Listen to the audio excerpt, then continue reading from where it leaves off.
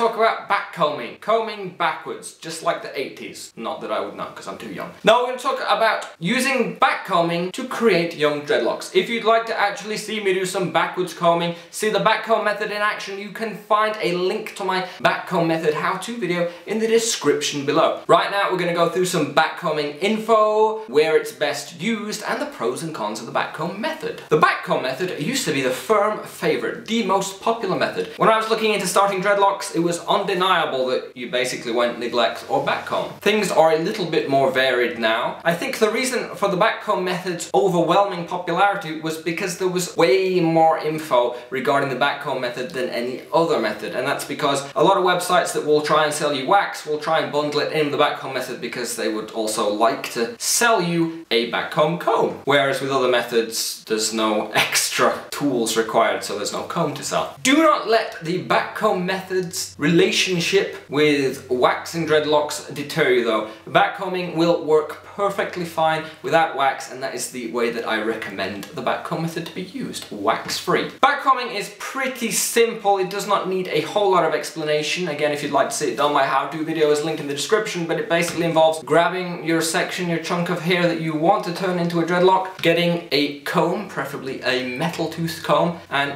brushing backwards in short strokes, alternating the angle from the root downwards. You will slowly build up a layer of knots near the root, and those will build up and build up and build up until you have formed your little baby dreadlock that over the following months will lock up, tighten and mature into a proper mature lock. Now I do not recommend you do this by yourself. While it is pretty simple in execution in that it's just backcomb like this, it is not actually all that easy to do entirely by yourself, in that you kind of do need to actually see where the brush is going. It's hard to do without looking, really. It's not so easy to sort of feel your way around and make sure that you're getting the comb in the right position and making sure that you're only pushing in the right way and not getting stuck in other knots. I tend to recommend the backcomb method for shorter hair. It will work perfectly fine for longer hair, but I think it is the method to use if you're trying to lock up short hair. And that is because you can get backcomb dreads pretty tight. Even with a short length of hair, you can backcomb and backcomb and backcomb and get quite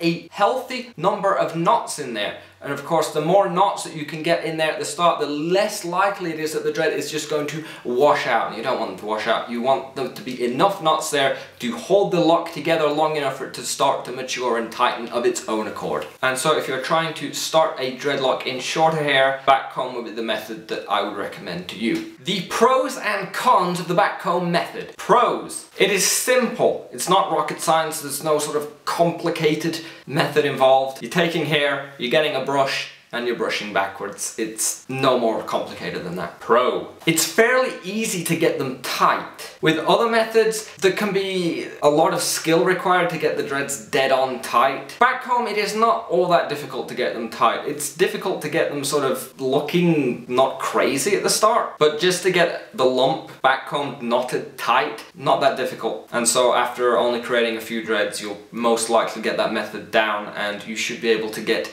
the dreadlocks consistently knotted enough for them to last long enough to, not fall straight out, depending on how long the hair is. Pro! Backcombing can be used in conjunction with sectioning. Not all methods can be used with sectioned hair. For example, you can't section neglect dreadlocks. Now this is a bonus because it means that you can decide where the dreadlocks are going to go and how thick they're going to be. You can vary the size of the roots, and so it allows you to plan out where the dreadlocks are going to be and what kind of dreads you're going to get. Another pro is that they look dreadlock-like from day one. There is no waiting around for the hair to start sectioning itself off and knotting together. You will get knotted lumps of hair from the very beginning. Cons! It's going to cost you the price of a comb, sometimes more than one comb. Obviously there is a tool required and there is a cost associated with that. You're going to need to get yourself a metal toothed comb, preferably. If you're going to use plastic ones, then you're going to end up breaking a few of them. These combs can be picked up either from dreadlock stores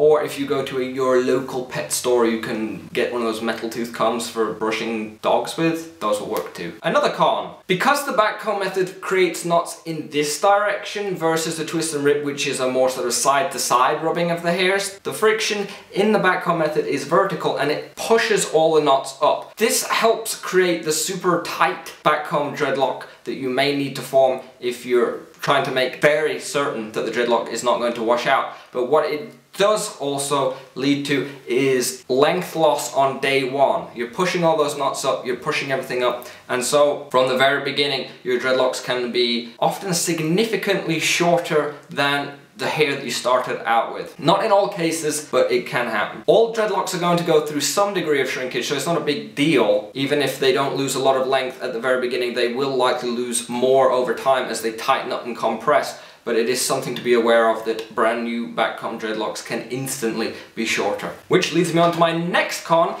in that tight backcomb dreadlocks that are tight to the scalp and all compressed up can kind of stick out and look crazy. It's often sort of referred to as looking like Sideshow Bob's hair from The Simpsons, you know, lumps that stick up off your head. And that's because hair doesn't weigh a whole lot, and so there's not a lot bending downwards, but the knots can be quite tight and they will hold the dreads out, and it can take a few weeks for them to lay down. Next con, it can be quite rough on the hair. The metal comb rubbing on your hair, it is going to be more rough than some other methods, and certainly more rough on the hair than, for example, the neglect method. And so you need to pay particular care that you're not being too rough or that your comb is not chewing up the hair. It's time consuming.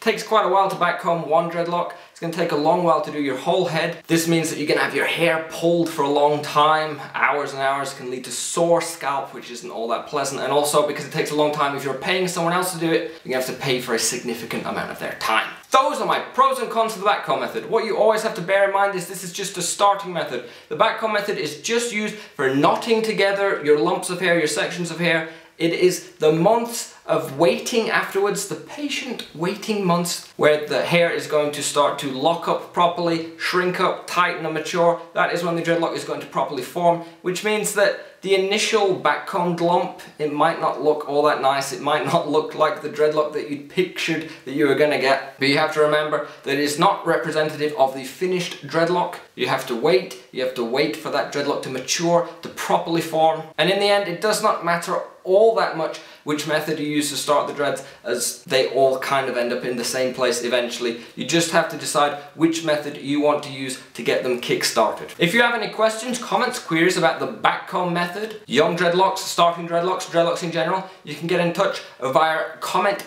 in the YouTube comment section below. You can tweet me at twitter.com/lazy_dreads. You can join the Facebook page at facebook.com/lazydreads. And as always, all my stuff can be found on lazydreads.com. If you like this video, thumbs it up. If you'd like to see more from me in the future, subscribe. Hope to see you guys again soon. Farewell.